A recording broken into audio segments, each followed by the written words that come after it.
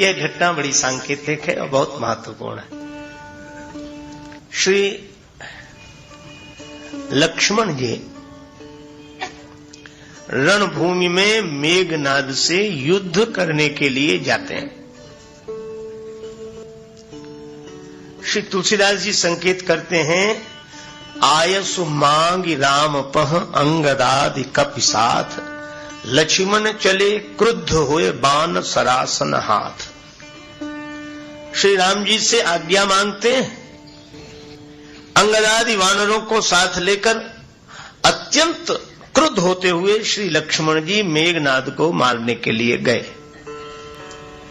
देखो एक उपदेश ले लें इस प्रसंग से। उस दिन लक्ष्मण जी मेघनाद को नहीं मार सके, वरन स्वयं मूर्छित हो गए। और दूसरी बार उन्हीं लक्ष्मण जी ने उसी मेघनाद को मार दिया। क्यों?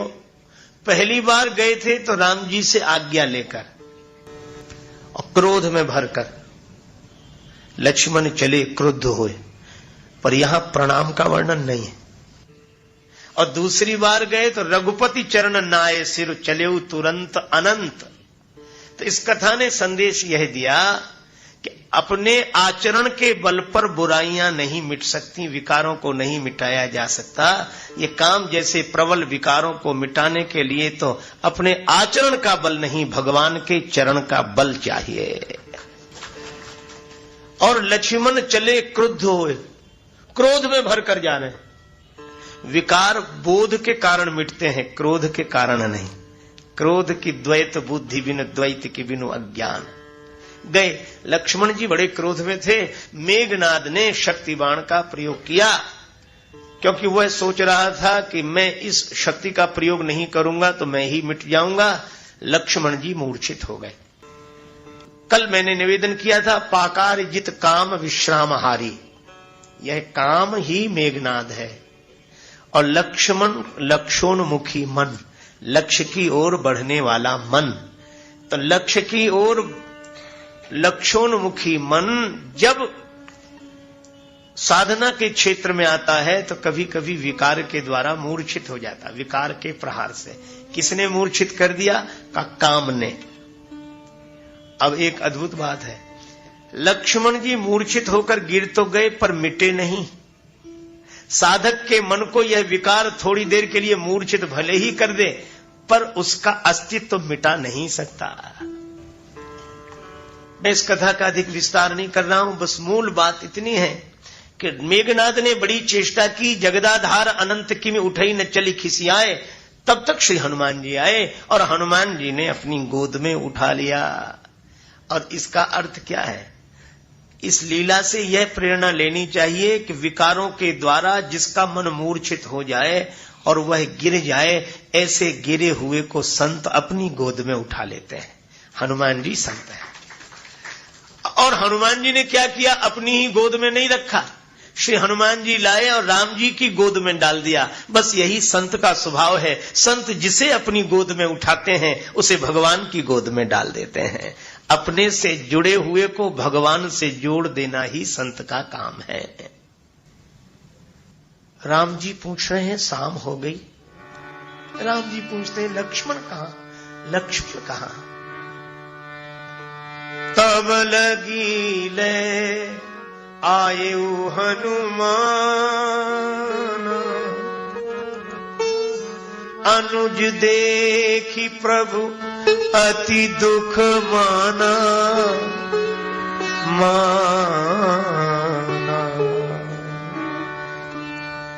राम जी की गोद में मूर्छित लक्ष्मण, राम जी रोने लगे। मेरो सब पुरुषार्थ थाको, विपत बटावन हार बंधु बिन करो भरोसो काको। लक्ष्मण, तुमने सब कुछ तो ठीक किया,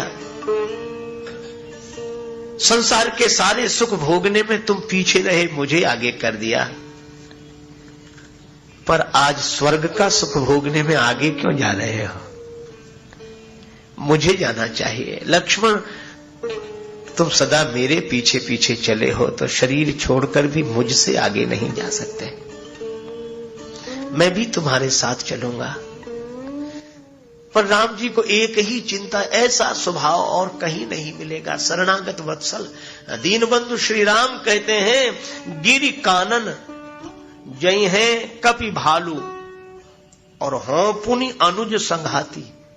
पर्वत की कंदराओं में, जंगल में ये वानर भालू चले जाएंगे और मैं अपने भाई के साथ देह त्याग कर चला जाऊंगा, लेकिन रोना तो इस बात का है, हुई है कहा विभीषण की गति, रही सोच भरी छाती, विभीषण का क्या होगा, ऐसो को उदार जग माही। यह श्री राम जी अत्यंत दुखी होकर रोने लगे। पर वाह रे बजरंग बली, श्री हनुमान जी महाराज ने उस समय कहा कि प्रभु मैं सब कुछ देख सकता हूं, आपकी आंखों में आंसू नहीं देख सकता। को नहीं जानत है जग में कपि संकट मोचन नाम तिहारो। राम जी ने रोते हुए कहा, हनुमान क्या करोगे, लक्ष्मण के प्राण संकट में है।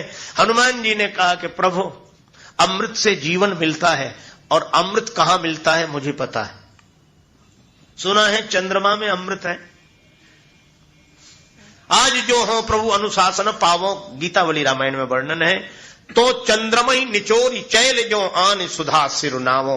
इस चंद्रमा को कपड़े की तरह निचोड़कर अमृत लक्ष्मण जी के मुख में डाल दो। और सुना है पाताल में अमृत से भरा हुआ घड़ा रखा है, सर्प उसकी रक्षा कर रहे हैं, मैं पाताल में चला जाऊं। कह पाताल दलो ब्याला बलि अमृत कुंड महिलावो। सर्प समूह को नष्ट करके अमृत का कुंड ही धरती पर ले आऊं। और तीसरी बात तो श्री हनुमान जी ने ऐसी कही जो वे ही कह सकते हैं कि कहो तो मारो मीच नीच मूसक इव सबई को पाप बहावो। आज इस मौत को ही मार डालें, आज के बाद सबका झंझट खत्म। अब आप देखो हनुमान जी ने 3 जगह की बात कही है। चंद्रमा कहां है, आकाश में, अमृत कुंड पाताल में, और मृत्यु धरती पर। तीनों लोक की बात कह रहे हैं कि नहीं। देवता घबरा गए, आपन तेज संहारो आपे, तीनों लोक हांकते कांपे। आकाश में चंद्रमा से अमृत ला सकता हूं, पाताल से अमृत कुंड ला सकता हूं, और धरती पर मृत्यु को ही मार डालूं। राम जी मन ही मन सोचने लगे कि यह तो मेरी लीला है, पर हनुमान जी यह क्या कर रहे हैं, संभालो। अब किसी की हिम्मत न हो हनुमान जी से कुछ कहने की। तब जामवंत जी बोले। अब देखो यह भी कैसा अद्भुत प्रसंग है। वैद्य की आवश्यकता है, और वैद्य कौन है, सद्गुरु वैद्य वचन विश्वासा।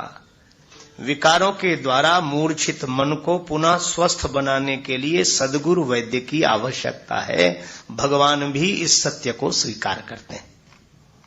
हनुमान जी से कहा वैद्य जी को ले आओ, और हनुमान जी गए। कैसे गए, धरी लघु रूप गयऊ हनुमंता। हनुमान जी बड़े छोटे बन गए। और इसका अर्थ क्या है, हनुमान जी बनते हैं छोटे, काम करते हैं बड़ा, और हम लोग बनते हैं बड़े, काम करते हैं छोटे छोटे। और हनुमान जी की लीला से यह भी प्रेरणा लेनी चाहिए कि छोटा बनकर ही बड़ा काम किया जा सकता है। ये ज्यादा अकड़ने वाले कोई बड़े बड़े काम नहीं कर पाते, कर ही नहीं सकते। एक कवि ने तो कहा कि झुकता वो है जिसमें की जान है, और अकड़ तो खास मुर्दे की पहचान है। ये अकड़े रहने वाले तो मुर्दे हैं, न सिर झुके न हाथ झुके, अकड़े। पर जिसका जीवन है उसमें विनम्रता है। हनुमान जी छोटे बनकर गए। और यह भी संकेत कि गुरु जी को लेने जाने, सदगुरु वैद्य और गुरुजनों के पास जाए तो छोटे बनकर ही जाना चाहिए। गए, और विनम्रता जहां है, गुरुदेव के आने में वहां देरी नहीं, आने भवन समेत तुरंता।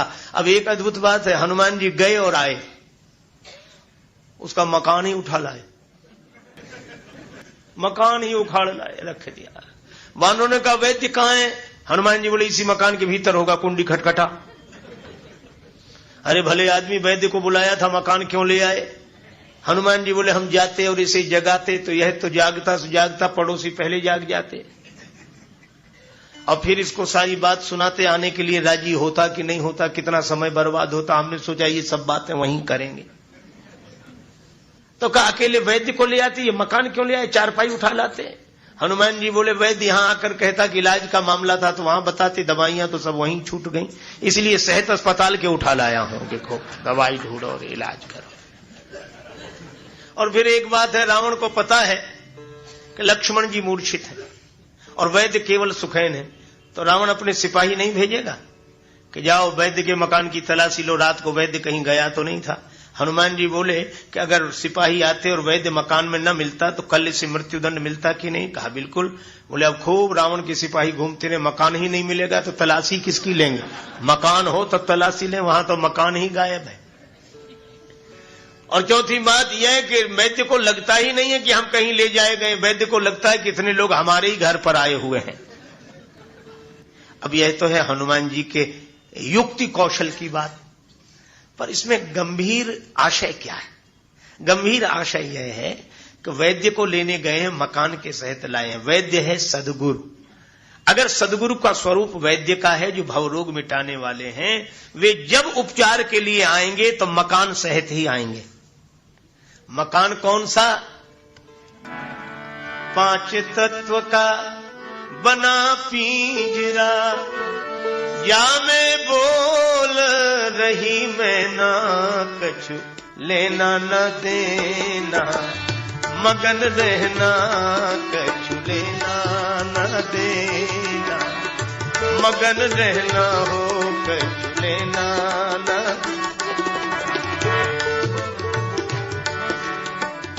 लेना न देना, मगन रहना हो कछु लेना न देना, मगन रहना कछु लेना।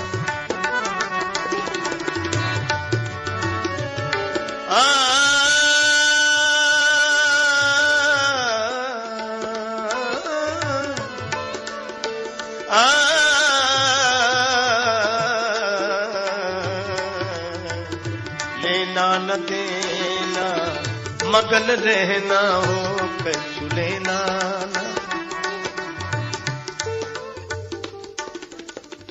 ये मकान ही है, ये शरीर का मकान है। आप सब मकान में ही बैठे, चलता ही फिरता मकान है, और जिसे आप अपना मकान समझ रहे हैं वह तो आपके इस मकान का मकान है। जैसे कार की गैरेज होती, ये चलते फिरते मकान है।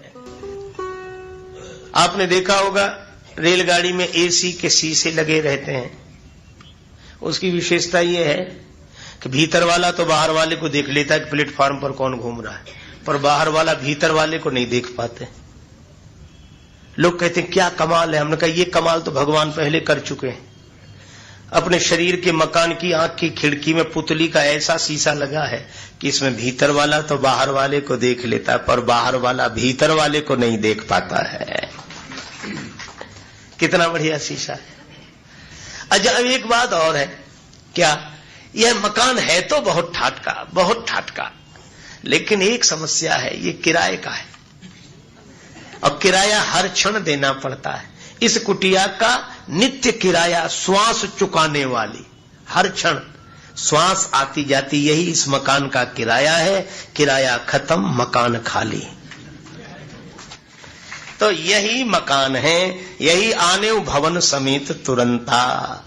वैद्य जी ने कहा कि इलाज हो जाएगा, पर बूटी चाहिए। बूटी कौन सी? लाए सजीवन लखन जियाए। संजीवनी क्या? रघुपति भगति संजीवन मूड़ी। भगवान की भक्ति ही संजीवनी बूटी है। कहाँ मिलेगी? पर्वत में। पर्वत क्या है? पावन पर्वत वेद पुराना। यह वेद पुराण ही पर्वत है। और इनके उत्तराखंड में, उत्तर क्षेत्र में जो पर्वत है, पर्वतों का जो उत्तर क्षेत्र है, वहां संजीवनी बूटी मिलेगी। इसका अर्थ है कि वेदों का जो उत्तर कांड है, उत्तर पक्ष है, वहां यह भक्ति की संजीवनी मिलेगी जो अमर बना देगी, मरने नहीं देगी। और वह क्या है? भगवान शंकराचार्य कहते हैं, यह स्वस्वरूपानुसंधान भक्ति रीतीयते। अपने स्वरूप की पहचान यह भक्ति है, यह मरने नहीं देती, यह अमरता का अनुभव कराती। एक महात्मा कहते थे कि मौत शरीर को छू नहीं सकती, शरीर को छोड़ नहीं सकती और स्वरूप को छू नहीं सकती। तभी स्वामी राम तीर्थ बोलते हैं, मौत की भी मौत आएगी जब मेरी मौत आएगी। और इसीलिए हनुमान जी से कहा संजीवनी बूटी लाओ। अब यह भी एक अद्भुत बात है, रात बीतने के पहले आ जाए। अर्थात जीवन बीतने के पहले आ जाए, जिंदगी के रहते रहते। और इसीलिए हमारे यहाँ रात के 4 पहर हैं, चौथे पहर में सब जागते हैं सवेरे सवेरे। तो जो रात के चौथे पहर में जागने का अभ्यास करता है वो कम से कम जीवन के चौथे पहर में तो जाग ही जाता है। रात रहते रहते जाग जाना, जीवन के रहते रहते जाग